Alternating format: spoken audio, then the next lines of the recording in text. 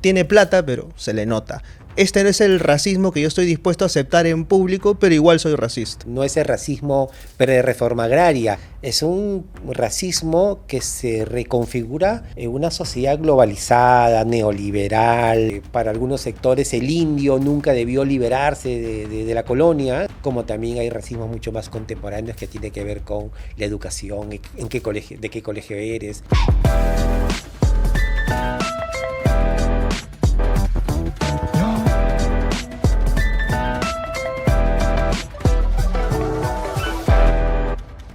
¿Por qué hablar de representatividad? ¿Por qué hablar de lo cholo? ¿Por qué hablar de antropología? Para eso, una vez más, y es un gusto para mí tenerlo nuevamente en el programa, ha venido Pablo Sandovar, editor, antropólogo al programa. ¿Cómo está, Pablo? Bienvenido Gianfranco, una vez aquí, más. con mucho gusto de estar otra vez contigo. Me obsequiaste este libro que recopila una serie de conversaciones con el ya fallecido Carlos Iván de Gregori, que se llama Aprendiendo a vivir se va la vida, efectivamente, que está publicado con el sello del IEP.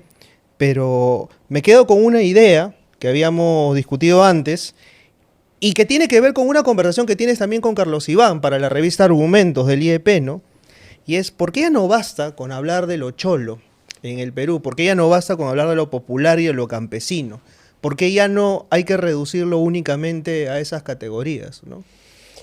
Porque estas fueron precisamente categorías que fueron construidas, elaboradas, masticadas, recepcionadas para un país pre y inmediatamente post reforma agraria. Era un país en transformación social, política y principalmente cultural, ¿no? Era un país que había construido una forma de Estado, una forma de sociedad civil, pero cuyos cimientos también se agotan, ¿no? Entonces, estas categorías que fueron propicias para hablar de la mutación que implicó la reforma agraria, la migración del campo a la ciudad, la articulación de una nueva sociedad plebeya y de una sociedad civil, los cambios en las élites, los comportamientos sociales y culturales, eso se agota.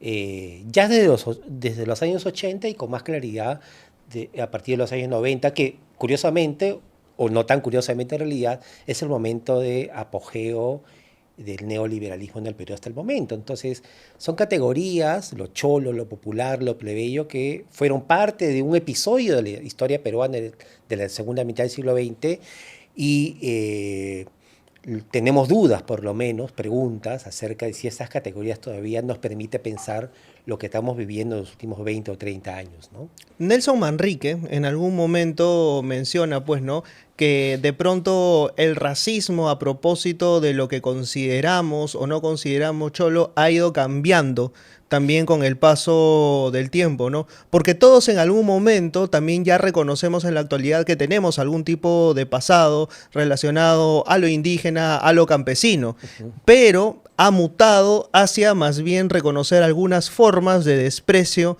que se manifiestan mediante expresiones como, por ejemplo, ¿no?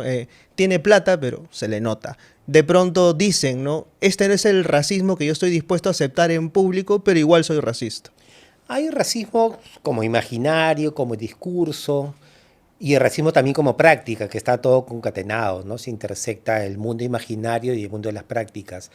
Lo que yo creo que cabría la pena ponerse a pensar desde distintas entradas, no hay una sola tampoco, es cómo ese racismo en una sociedad atravesada por el neoliberalismo y atravesado también por lo que me parece que permea a toda la sociedad, un individualismo pragmático, ¿no? O sea, no ese racismo pre-reforma agraria, es más, te diría, ni siquiera ese racismo inmediatamente post-reforma agraria, post-Velasco de los años 80, no es el país de intento populista de los años 80, es un racismo que se reconfigura en una sociedad globalizada, neoliberal, profundamente individualista, donde los grandes discursos integradores también están en crisis, donde la exclusión también ha mutado, donde la desigualdad también se ha transformado, la constitución de las clases sociales en el Perú también se ha transformado,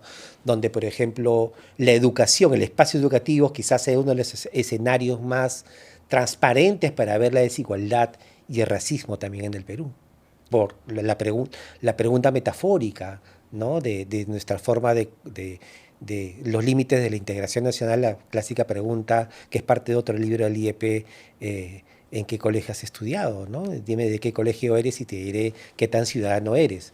Entonces son preguntas metafóricas que nos hablan también de estas mutaciones. Ahora, ¿por qué mucha gente cuando le mencionas la palabra neoliberalismo automáticamente seguramente ya cambió de entrevista y no acepta que estamos todavía viviendo los rezagos o cuando no en una fase posterior al neoliberalismo? La palabra neoliberalismo puede tener múltiples connotaciones. Yo quisiera adentrarme más por alguna connotación más histórica. Es el cambio de un régimen de acumulación, un régimen de articulación entre Estado y sociedad civil y una forma también de construir política desde el Estado y desde la sociedad. Pero el neoliberalismo también es un régimen cultural, es una forma de discurso. Y el neoliberalismo sobre todo es una ideología, ¿no? Una ideología que hay que comprender desde la práctica del análisis, hay que desmontar los regímenes discursivos del neoliberalismo y ver las prácticas neoliberales que constituyen la sociedad global. No es un tema estrictamente peruano, el neoliberalismo además está en crisis, no muerto, pero en crisis. Y precisamente el neoliberalismo es parte del desarrollo del capitalismo como fenómeno histórico. Entonces, quien llegue o se espante o se escandaliza ante la categoría neoliberalismo, más bien es una reacción ideológica frente a su propia existencia, ¿no? Solo que en el Perú, en el marco ultraconservador al que nos movemos, la palabra neoliberalismo solamente te ubica o pretenden ubicarte en una zona de espanto moral, ¿no? Y creo que ese es un error. ¿Cómo entonces unimos los cabos, no? O sea, neoliberalismo con racismo y por qué moviliza tantas emociones la unión de estas dos palabras. ¿Cómo te ubica este concepto, no? Mira, una de las formas en las que yo creo que el neoliberalismo y el racismo se intersecta en este Perú neoliberal, en este Perú post-violencia política, ¿no? A propósito de los intentos de reescribir la historia contemporánea actualmente, tiene que ver en la forma como este Estado, estas élites, estas élites económicas, élites políticas han tenido un comportamiento de exclusión, ¿no? Respecto a los acontecimientos de las matanzas de los últimos años a propósito del gobierno de Dina Boluarte, ¿no? Yo creo que es uno de los escenarios donde podemos ver con mucha más claridad la forma como las élites, la tecnocracia, las élites económicas, el Estado que expresa esa articulación de las élites, tiene una práctica discriminatoria, podríamos decir abiertamente racista, frente a sectores de la población que consideran sin derechos, menos ciudadanos o ciudadanos de otra categoría, ¿no? Entonces el neoliberalismo lo que hace es más bien agregar formas de exclusión antiguas y nuevas. Y ese es un poco el escenario en el que nos movemos. Y es el escenario donde esa cosa que los politólogos llaman la política discurre las cosas, ¿no? Pero que está inscrito, claro, dentro de un orden que hemos heredado y que Ujú. se ha ido inscribiendo dentro del marco histórico. Hay quienes dicen, por ejemplo, y aquí quisiera escuchar tu opinión, que las categorías raciales recién aparecen dentro del orden republicano y que Mm. por lo tanto no pertenecen a la colonia.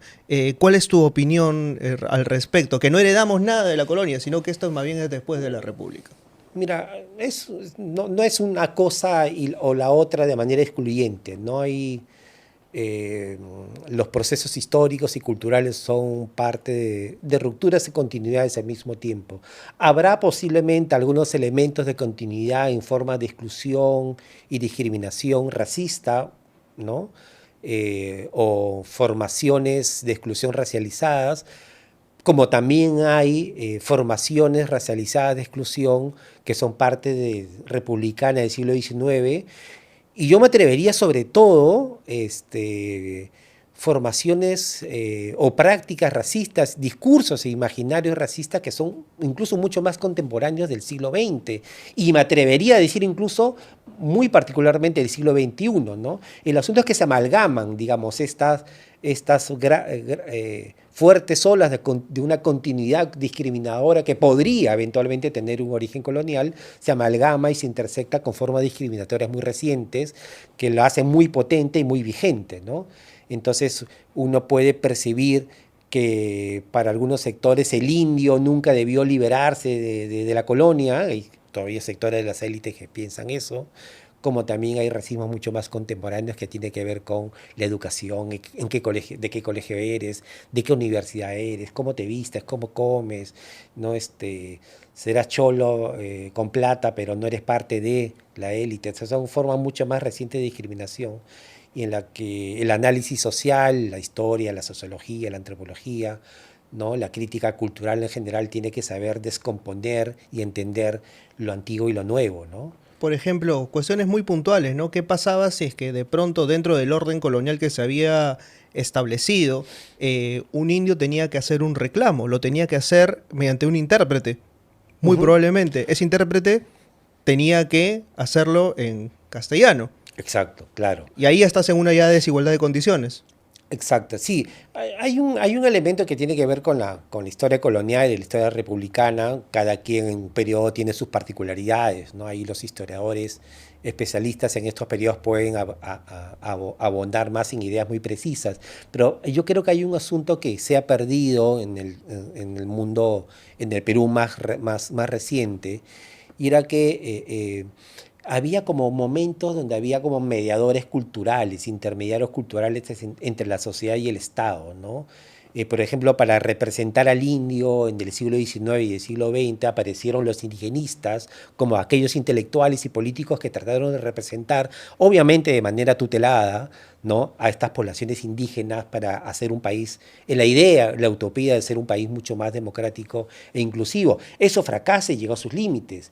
El asunto es que quizás no ha sido reemplazado eso por otras intermediaciones. La izquierda peruana intentó hacerlo en la segunda mitad del siglo XX, evidentemente eso ha fracasado. La derecha más bien ha tenido pocas experiencias, diría casi nulas, de ser intermediadores de la sociedad frente a un modelo de inclusión, ¿no? Con el Estado, con la economía. Entonces, yo creo que una de las precariedades de nuestra democracia precisamente son esos, la incapacidad de intermediación, de representación, de mediación de la sociedad frente a la esfera de lo público, de la política y del poder.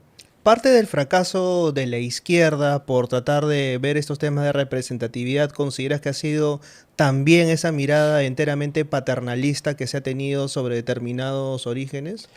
Buena parte de la izquierda sí, bien o mal, ha prevalecido una mirada de tutelaje, paternalismo, eh, porque la izquierda también era parte de ese mundo cultural, o sea, digamos, no hay que, la izquierda no era un grupo de intelectuales, operadores, políticos por fuera del mundo cultural, del mundo oligárquico y del Perú posoligárquico.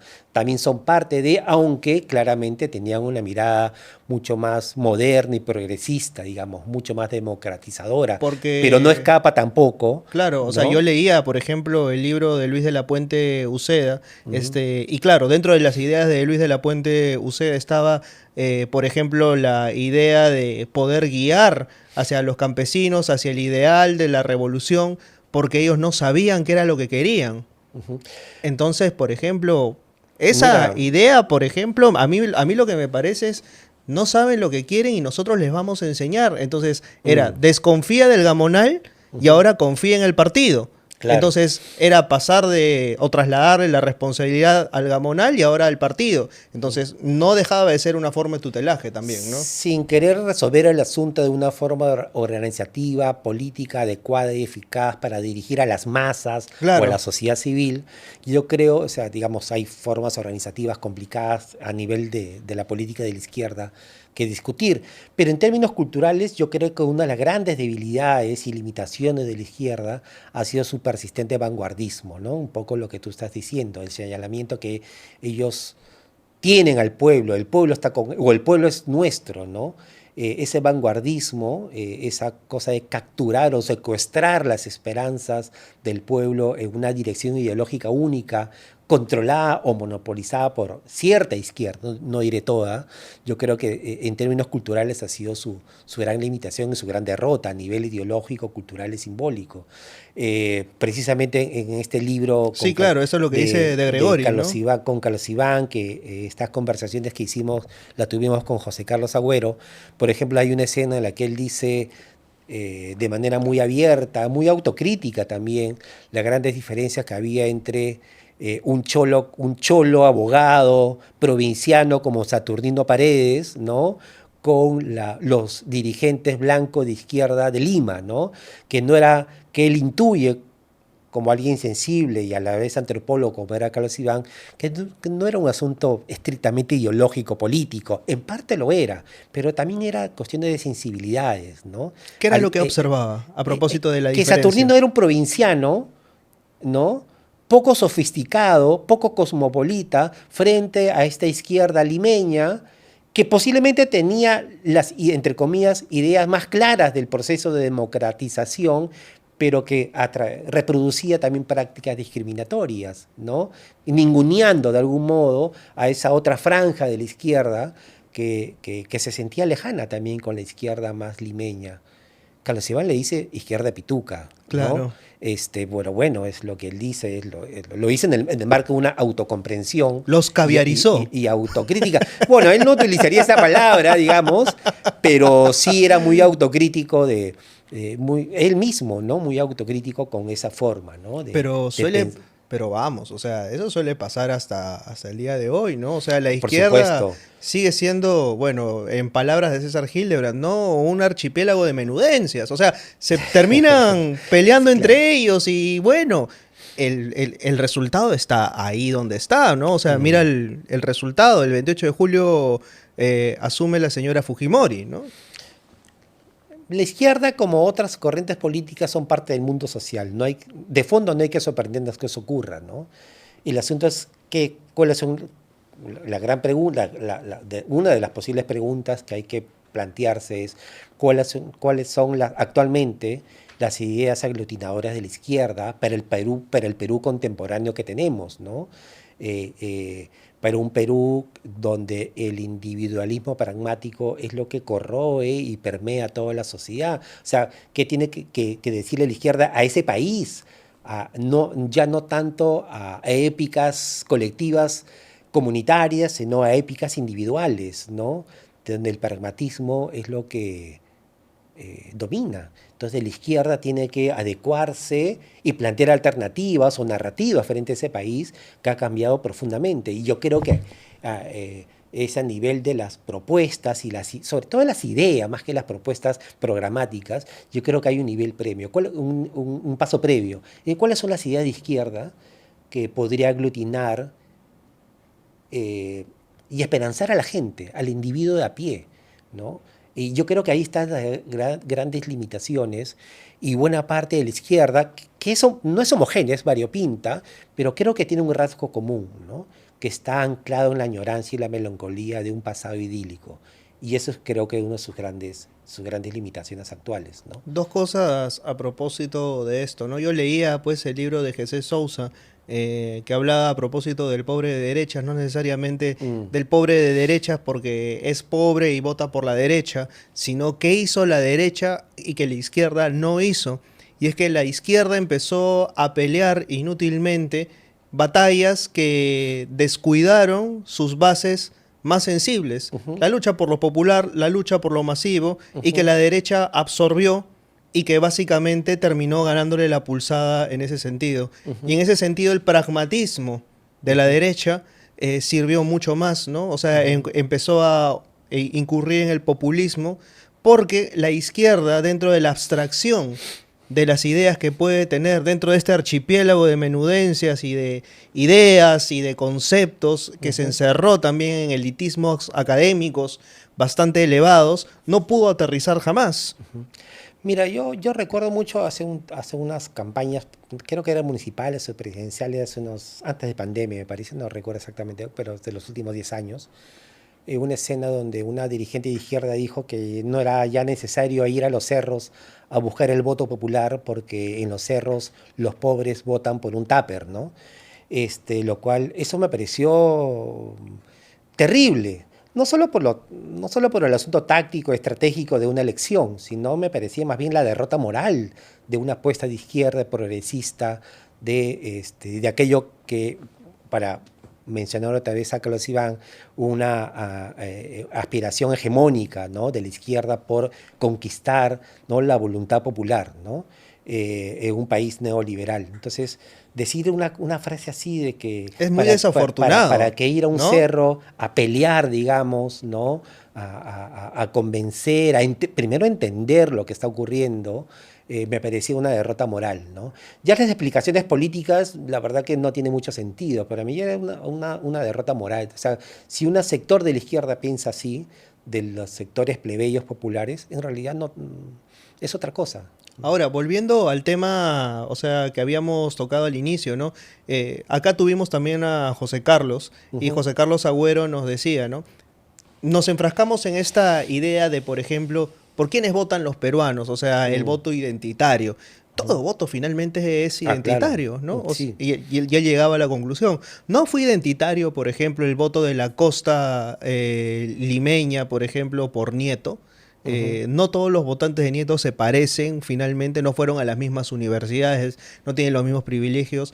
Lo mismo los votantes de López Aliaga, no ujú. tienen más o menos las mismas aspiraciones y demás. Entonces, finalmente, todo voto es identitario. O sea, no necesariamente estamos hablando de que el voto por determinado candidato es más identitario que el otro. O sea, saquémonos Claro, eso de la cabeza, ¿no? el asunto de los peligros interpretativos, digo, ¿no? Es cuando se le asume lo identitario a una población en particular y cuando a esta población además se le atribuye o se le da ciertos atributos culturales y étnicos, ¿no? Que es una forma de esencialización para pensar la política. Los hermanos del sur, dicen, ¿no? Claro. Que es una forma, no sé, casi un eufemismo, entre comillas, moderno, para hablar de la antigua Mancha India, ¿no? Como si los hermanos del sur fuesen un bloque homogéneo, una racionalidad distinta, exótica, distante a la nuestra.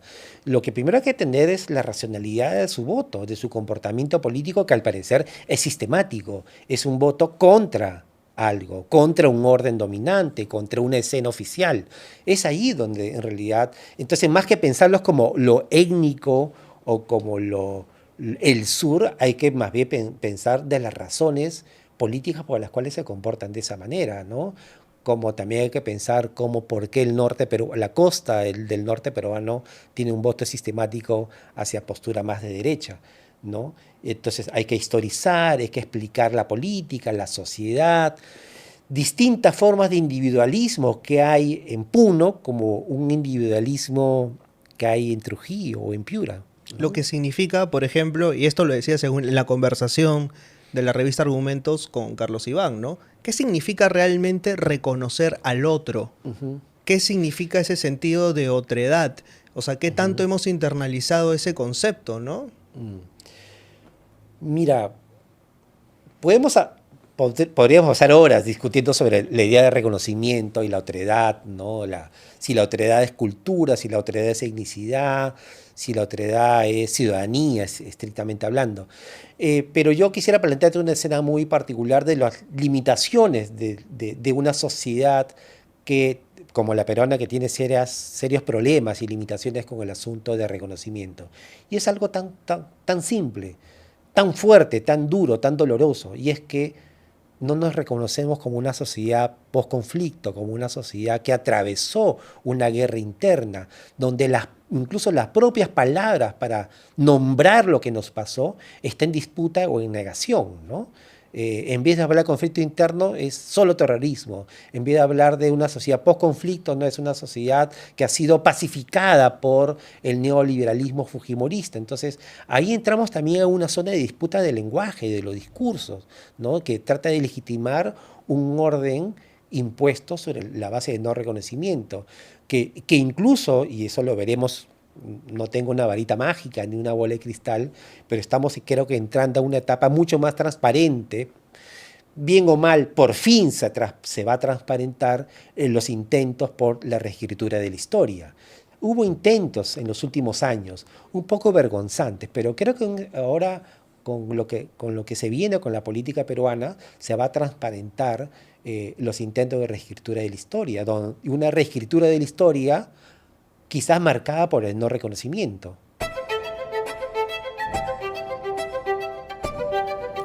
Siempre me pasa lo mismo. Un libro me lleva a otro libro. Y usualmente ese libro no está en mi biblioteca. Pero todo eso se terminó desde que conozco a Busca Libre. Lo mejor de todo es que llegan a la puerta de tu casa. Llegan también a todas partes del Perú, incluso a Estados Unidos y Europa. Busca Libre, todos los libros que necesitabas a solo un clic de distancia, ¿no? Ciudadano de sectores muy importantes de nuestra sociedad.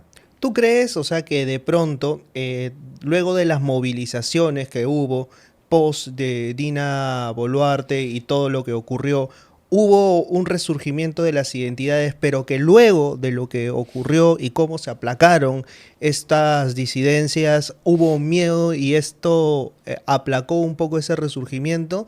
¿O vamos a tener en algún momento una nueva efervescencia de las identidades que haga nuevamente ver que somos más de una nación aquí en el Perú, que va a hacer validar su voto? Porque claro, o sea, mucha gente dice, el Perú está partido. Está partido desde que nació como república, está partido desde que trasplantaron Ayus y desmembraron absolutamente todo el trabajo Ya. desde la colonia. O sea, estamos partidos hace mucho tiempo, pero las identidades están. El tema es que nos negamos a verlo, ¿no? Te lo planteo como una figura, ¿no? Ojalá se comprenda, ojalá lo pueda expresar de manera clara. La sociedad es un cúmulo de moléculas, somos una sociedad molecular, ¿no? Es decir, pensar que la sociedad se levanta como un bloque de clases, como un bloque étnico, como un bloque identitario, quizás esencializar a la sociedad. La sociedad es, como toda sociedad, ¿no? Fragmentos, desigualdad, intereses cruzados, conflictos entre clases, pero no solo entre clases. Entonces, eso que se llama el estallido social es la acumulación de voluntades que se encuentran en el espacio público por un motivo, que puede ser un rumor, puede ser el hartazgo frente a algo, y uno no sabe exactamente cuándo eso que llamamos la sociedad se va a movilizar. Pero la sociedad está en constante movimiento, un movimiento permanente, diría latente, ¿no? Lo que hay que averiguar es por qué la gente finalmente se moviliza poniendo en riesgo su propia vida, incluso dando su propio tiempo, ¿no? O sea, ¿por qué la gente sale a movilizarse por agendas tan diversas, ¿no? Poniendo en riesgo su propio cuerpo? O sea, no hay cosa tan importante para la política que poner tu cuerpo en movimiento, ¿no? Y a mí me interesa mucho entender esas dinámicas, cuando la gente pone su cuerpo en movimiento para protestar en la calle, que es el espacio público, ¿no? Y a mí es Y no donde... lo hace, discúlpame, Sí. Gianfranco, y no lo hace por grandes ideales, no lo hace por grandes ideologías, lo hace porque hay cosas que le fastidian, que lo motivan a salir a la calle, ¿no? O sea, para mí la política es esos pequeños gestos donde el cuerpo se moviliza. Ahí está la potencia de la política. Aquí voy a citar a Paulo Vilca porque tuvimos una reunión en Demos, o sea, donde básicamente hablamos a propósito de qué iba a ocurrir ahora, pues en los 2 tiempos que se vienen. Y él mencionaba qué había ocurrido, justamente cómo es que había reporteado algunos sucesos que habían ocurrido luego de las movilizaciones, ¿no? Y un poco la sensación de la gente era, ¿para qué nos vamos a movilizar ya, compañero? O sea, si nos acaban de matar a un familiar, nos acaban de matar a nuestros hijos. O sea, y era un poco esa desazón, o sea, el desencanto Foucaultiano del control. Es decir, ya para qué vamos a seguir haciendo cosas si al final desde Lima van a tratar de invisibilizarnos, si desde Lima no van a publicar todo lo que viene ocurriendo. Es como si supiesen también desde estas comunidades que las movilizaciones y todo lo que puedan eventualmente hacer va a quedar inmediatamente opacado porque va a haber represión y va a haber ninguneo y sobre todo, como dice José Carlos mismo, desprecio. Y eso es fuerte. Hay un régimen de miedo, es cierto. Hay un régimen de miedo que desmoviliza. Un miedo real, un miedo práctico, un miedo, no diré comprensible porque es como, no, muy paternalista, pero un miedo que a todos nos da miedo, digamos, ¿no? Pero la historia no acaba. La sociedad se reinventa, los discursos también se reinventan, los mecanismos de poder no duran, y eso un historiador te lo puede explicar. El poder no permanece siempre de la misma manera, y la sociedad también reacciona frente a ese poder. Ya que citas a Foucault, todo poder produce su contrapoder, su propia contestación. Habría que ver qué episodios políticos o qué episodios culturales nuevos van a suceder en el futuro cercano que haga que la sociedad se movilice otra vez, ¿no? Las razones de esa movilización. Yo sospecho que no va a ser por grandes discursos totalizadores, por grandes discursos preñados de grandes ideologías, sino va a ser movilizaciones que tienen que ver con agendas muy puntuales, ¿no? Con el malestar de las personas. El asunto es cómo se va articulando esas distintas agendas para armar plataformas mucho más amplias. Yo creo que ese es el desafío de la sociedad civil y sus organizaciones, y es la única oportunidad que tendría la izquierda de una vez, casi como su última oportunidad de ir tejiendo y comprendiendo qué está pasando en la sociedad para ir armando plataformas reivindicativas y aglutinadoras nuevamente, pero reconociendo que es un país distinto al de hace 30 o 40 años. Y entender y olvidarse de una vez por todas de que para pelear luchas más avanzadas hay que volver a las básicas. Ah, claro, sin duda alguna, hay que subir al cerro. Es decir, lo que una antigua dirigente o joven dirigente de izquierda dijo: ¿para qué subir un cerro si es que ahí los pobres son comprados por un tupper? ¿No? Es superar esa derrota moral y dar la batalla en todos los escenarios que hay en la sociedad, no solo en un cerro, en las clases medias, en las clases altas, en los colegios, en las universidades, en el mundo editorial. O sea, eso, digamos, arrebatarle a la derecha actualmente aquello que se quiere apropiar, que es la categoría de batalla cultural. Una palabra que ha sido en los últimos años muy manoseada, pero que es una categoría que le pertenece a la izquierda, ¿no? Y de Gramsci, además. Y de Gramsci, ¿no? Que tiene que ver que tiene mucho sentido. La izquierda no puede dar nuevas batallas si es que primero no elabora ideas. Y la izquierda ahorita es una izquierda sin ideas. Y además que no puede haber crecimiento económico sin reconocimiento ciudadano. Y eso lo decía Carlos Iván, y lo decían en la entrevista y lo mencionan acá también, ¿no? Uh-huh. Sí, Carlos Iván también menciona que la izquierda tuvo muchas ideas en su momento, en su generación, pero que esas ideas se agotaron, ¿no? Una de ellas, lo que comentábamos hace un momento, el vanguardismo, ¿no? Vamos a volver a ser una idea vanguardista. Yo creo que eso ya está totalmente cancelado como posibilidad histórica para la izquierda, ¿no? ¿De qué forma debería reinventar la izquierda con nuevas ideas y con nuevas formas organizativas? Yo creo que la cancha está servida, ¿no? Y en este escenario del Perú que se viene, yo creo que va a ser uno de sus grandes retos, ¿no? Yo de momento veo que no hay ideas, ¿no?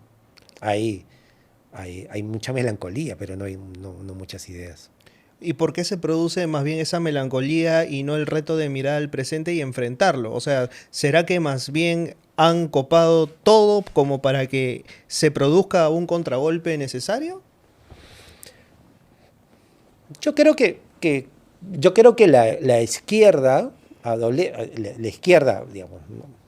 O las izquierdas, si tú quieres, ¿no? Las izquierdas todavía no han hecho un sincero proceso de reconocimiento de su derrota histórica en el Perú, ¿no? No quiero hablar de que ganaron espacios en pequeños gobiernos en los últimos años, porque no es un proyecto de izquierda, estrictamente hablando. Y es una izquierda que no ha reconocido, en ese reconocimiento de su derrota histórica en el Perú, tiene que también hacer un balance de lo que fue. Yo sé que a muchos compañeros y compañeras la palabra balance los tiene poco cansados, pero yo creo que hay que hacer un balance de lo que realmente ocurrió, ¿no? A qué se debe esa derrota histórica de la izquierda, y empezar a enlazar, sobre todo algo que yo quisiera insistir: la izquierda tiene que reinventar su lenguaje para conectarse con ese mundo popular. Uno no puede hacer trabajo de bases con un lenguaje basista de hace 40 años. Sería absurdo. Los sectores populares son otros, tienen otras aspiraciones, otra forma de ver el mundo, y la izquierda tiene que conectar con eso. Si no conecta, va a ser como un trabajo universitario de fin de semestre o un promotor de ONG que está haciendo su chamba. Y eso no es la izquierda, eso es otra cosa. Eso es trabajo o estudio. Esto te lleva, por ejemplo, a la conclusión. Hace poco leía el excelente trabajo también de Paulo Vilca también y de Alejandro Boico, y hablaban a propósito del caso cusqueño, ¿no? El caso de si es que el Cusco dejó de ser el Cusco rojo que Ah, conocían. claro, el PC cusqueño. Claro, y había un caso bastante particular, ¿no? Y era el caso del Apu, ¿no? O sea, el Apu gana en zonas rurales del Cusco, pero pierde en la ciudad. Claro. ¿Y por qué pierde en la ciudad? Porque claro, los partidos de derecha entran de forma mucho más pragmática con dinero, pero no de manera organizacional y se construyen mediante otro tipo de bases. Es decir, tú puedes ganar en más de 20 o 30 distritos rurales del Cusco, pero la ciudad sigue siendo el bastión de resistencia que puede voltearte una elección, ¿no? Mira, agarremos de los varios libros que existen, uno de ellos muy importante, publicado en los propios años 80 de Fernando Tuesta sobre la distribución de la votación municipal en Lima, y la izquierda era muy poderosa en Lima, ¿no? Muy poderosa en Lima, ¿no? Fernando Tuesta en este libro explica muy bien, además con mucha información, con mucha información electoral, lo poderosa que era la izquierda en la Lima de los años 80, ¿no? Nadie ha explicado qué pasó. Es como si vino un meteorito y lo transformó todo. Y nadie ha explicado. O sea, podemos hacer explicaciones de cambios de porcentajes de cómo cambian los partidos, pero no hay una explicación sociológica, etnográfica, histórica que te explique qué pasó en lo que fue el bastión de la izquierda en Lima en los 80, teniendo el primer alcalde socialista del Perú de América Latina, el año 83 con Barrantes, a una Lima actual de los últimos 20 años por lo menos, que es sistemáticamente de derecha y en buena medida conservadora, de manera interclasista además. Bueno, entonces no es una novedad que las ciudades sean bastiones más bien donde la izquierda tenga poca, o al menos ciertas ciudades en el Perú, poco asidero, ¿no? Eh, y el voto, el llamado voto rural o voto más rural campesino, sea mucho más disruptivo, ¿no? Esta identificación de categorías nuevamente, volvemos al inicio, ¿no? La gente se identifica necesariamente como campesino, rural, o ya se identifican como otras cosas. Bueno, sí, tienes razón, o sea, se identifican de muchas otras maneras. Quizás la categoría de campesino, si bien sigue siendo, exista hasta legal y culturalmente, también se mezcla con otras identificaciones. Es más, la idea de lo rural y urbano también se ha modificado profundamente, ¿no? Y hay estudios en los últimos años que lo explican bastante bien, ¿no? De cómo este dualismo rural y urbano más bien se ha transformado profundamente. Bueno, y en esos escenarios de cambio de categorías, de cambio de dinámicas demográficas, es que la política discurre. La política no para, la política sigue generando representaciones, solo que no son las representaciones que nosotros supuestamente deseamos o creemos interpretar, son otras. Y por eso a veces nos quedamos en la sorpresa o en el lamento, ¿no? Que el Claro, Perú no es como nosotros quisiéramos. no es como nosotros quisiéramos porque lo hemos aprendido también de una manera y esa manera también la hemos idealizado y solamente volteamos a verla en momentos de elecciones o cuando nos conviene. Bueno, sí, y hacemos análisis como el Perú es así, ¿por qué no es así? ¿No? O sea, como es.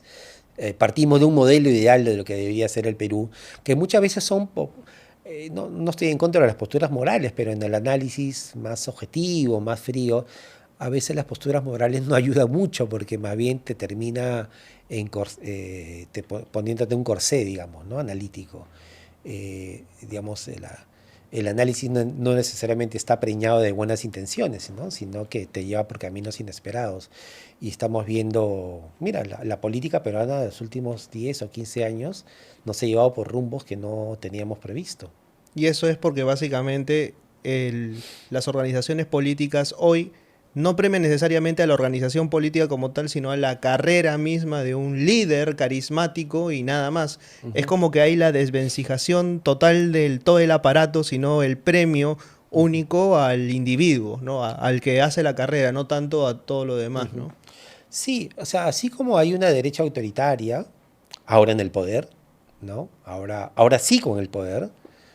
También hay que reconocer que hay sectores de izquierda que son profundamente autoritarios. Y conservadores.